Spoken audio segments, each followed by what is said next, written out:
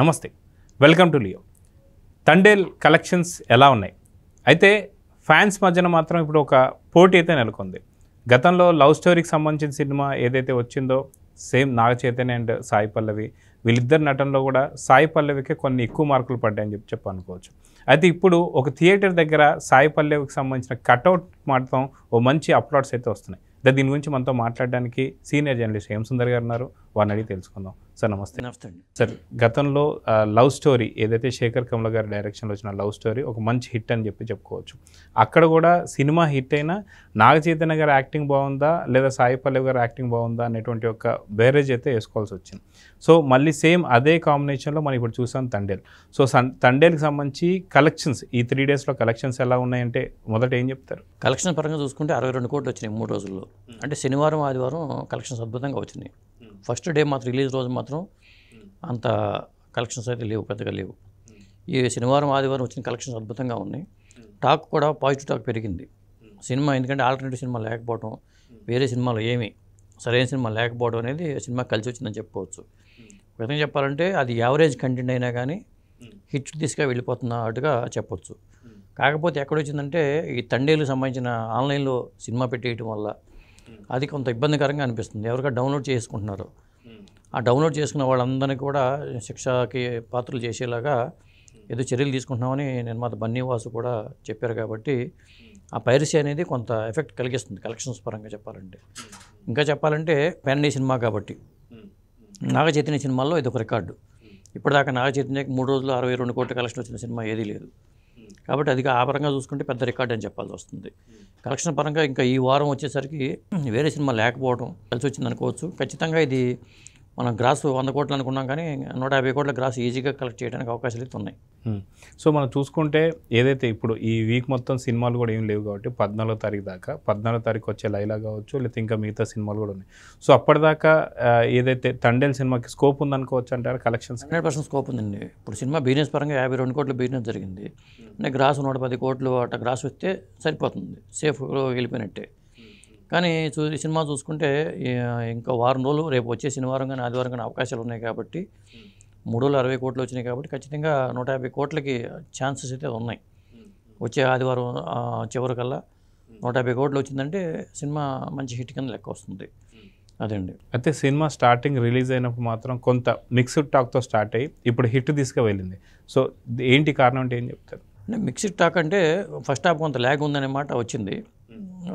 అది ఏమైందంటే యాక్టింగ్ పరంగా సాయి పల్లవి ప్లస్ అయింది దీనికి. అలాగే నాగ చైతన్య సెకండ్ హాఫ్లో కానీ క్లైమాక్స్ మీద బాగా ఫోకస్ పెట్టే డైరెక్టర్ చంద్రమోహన్. అక్కడ లాస్ట్ 20 నిమిషాల క్లైమాక్స్ కూడా బాగా రీచ్ అయింది. అదే మీకు ఫస్ట్ హాఫ్ బాగుండి సెకండ్ హాఫ్ వీక్ అయ్యి క్లైమాక్స్ తేలిపోయింది అనుకోండి, సినిమా ఫ్లాప్ తీసుకెళ్ళిపోయేది. అది సెకండ్ హాఫ్కి వచ్చేసరికి గ్రాఫ్ పెరిగింది. కాబట్టి ఈ సినిమా హిట్ తీసుకువెళ్ళడానికి ఉదాహరణ సెకండ్ హాఫ్ క్లైమాక్స్. అలాగే సగం ఈ సినిమా హిట్కి కారణం దేవిశ్రీ ప్రసాద్. ఇందులో నాగ చైతన్య హీరో అనుకుంటున్నాం కానీ సగం హీరో దేవిశ్రీ ప్రసాద్ అని చెప్పాల్సి వస్తుంది. అయితే మనం చూసుకున్నాం లవ్ స్టోరీకి సంబంధించినటువంటి అక్కడ కూడా నాగ చైతన్య అండ్ సాయి పల్లవికి సంబంధించి యాక్టింగ్ గురించి ఎక్కువ శాతం డిస్కషన్ చేయండి. ఇక్కడ ఒక థియేటర్ దగ్గర వచ్చేసరికి సాయి పల్లవికి సంబంధించిన కటౌట్ పెట్టడాన్ని కూడా ఎలా చూడాలంటారు? ఇప్పుడు ఇక్కడే అండి సినిమా నటి అందంగా ఉండాలా అనేది ఒక చర్చ. ఇంకా సాయి పల్లవి అందం లేదు. మన సంక్రాంతికి వస్తున్న చూస్తుంటే ఐశ్వర్య రాజేష్, అమ్మాయి పెద్దగా అందంగా లేదు కానీ అమ్మాయికి మంచి మార్కులు పడినాయి ఐశ్వర్య రాజేష్కి. ఇక్కడ సాయి పల్లవి కూడా మొదటి నుంచి కూడా గ్లామర్ లేకపోయినా కానీ తన పెర్ఫార్మెన్స్తో అమ్మాయి మంచి మార్కు కొట్టేస్తుంది. దాంతో సాయి పల్లవి లాంటి డ్యాన్సర్తో పనిచేయాలంటే హీరోలు కూడా ఇబ్బందికరంగా ఉంది. ఒక్కొక్కసారి హీరోలు తేలిపోయే ప్రమాదం ఉంది. ఇప్పుడు ఇందులో శివతాండం సంబంధించిన డ్యాన్స్ మూమెంట్స్ కానీ అలాగే పాటల పరంగా సాయి పల్లవి డ్యాన్స్ చూసుకుంటే సాధారణంగా బెరుగ్గా ఉంటుంది ఇంకో హీరోకి. ఇంత మంచి డ్యాన్సర్తో మనం చేయగలవా లేదా అనేది. కానీ ఈ సినిమాలో మరి ఆ అమ్మాయికి డ్యాన్సులు తగ్గించారా లేదు తెలియదు కానీ అద్భుతంగా చేసింది. దానికి తగ్గట్టుగా నాగ చైతన్య కూడా చేశాడు. అంటే ఆవిడకి డ్యాన్స్ మూమెంట్స్ తగ్గినట్టుగానే నాగ చైతన్య చేశాడు. ఇంకా అవకాశం ఉంటే ఇంకా చేయగలదు. బహుశా నేను అనుకుంటున్న డ్యాన్స్ మాస్టర్ కొరియోగ్రాఫర్ కూడా తగ్గించి ఉంటారేమో అనుకుంటున్నాను నేను. ఎందుకంటే ఒక హీరోని కెపాసిటీని దృష్టిలో పెట్టుకుని మళ్ళీ సాయి పల్లవి హైలైట్ అయిపోతే మళ్ళీ హీరో కూడా మైనస్ అవుతుంది. కొంత ఆ ప్రమాదం కూడా ఉంది. ఇప్పుడు అమరన్ సినిమాలో సాయి పల్లవి క్లైమాక్స్ నటన హైలైట్ అయింది. ఆ సినిమా ఓవరాల్గా కూడా హైలైట్ అయింది. అంటే సాయి పల్లవి నటిస్తే చాలు సినిమా హిట్ అనే ఒక నమ్మకం అయితే నిర్మాతలో కలుగుతుంది. అందుకని అమ్మాయిని తీసుకొస్తున్నారు. అది కొంత ఇబ్బంది, హీరోలకి ఇబ్బందికరమైనా కానీ యాక్సెప్ట్ చేస్తున్నారు ధైర్యంగా.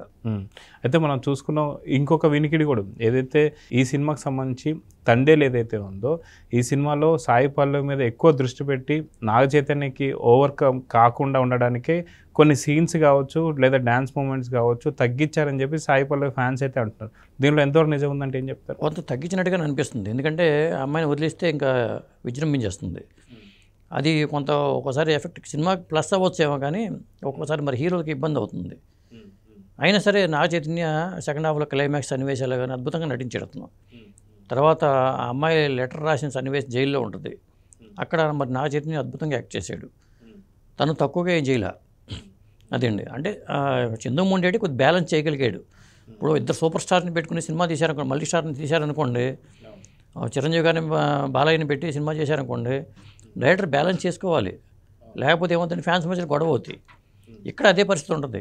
సాయి పల్లవి బాగా చేయగలదు, ఆవిడ నటనలు ఇంకా రాబట్టుకోవచ్చు, కానీ ఇక్కడ మళ్ళీ ఇంకో హీరోకి అది ఇబ్బందికరం అవుతుంది.